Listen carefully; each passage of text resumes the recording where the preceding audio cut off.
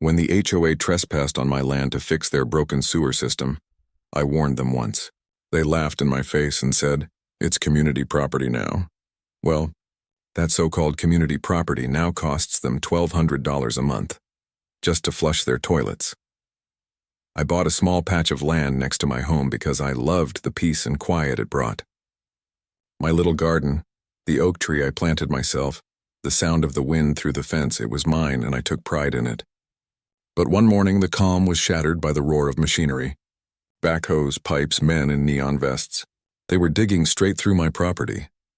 I ran out there, heart pounding, and asked what they were doing. The HOA president, Karen of course, crossed her arms and smirked.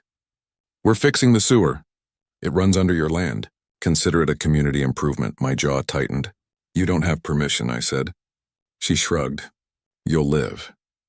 When the dust settled, my garden was gone, my fence was splintered, and the grass was replaced with a patch of mud hiding their new pipes. I felt violated, helpless. But that helplessness turned into something sharper. Resolve. I called a lawyer. After weeks of digging through property lines and records, it turned out that every inch of that sewer ran directly through my land. They hadn't just overstepped, they'd built their system on private property. I filed for an easement fee, hefty enough to make them sweat. The HOA fought, threatened, and tried to bully me into backing off. But when the city inspector confirmed the pipes couldn't legally be relocated, they had no choice but to negotiate. Now, every month, $1,200 quietly lands in my account. Every flush, every shower, every garden hose in that HOA community runs through my property.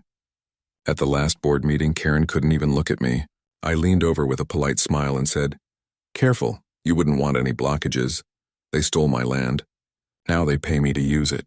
Sometimes justice doesn't come from anger.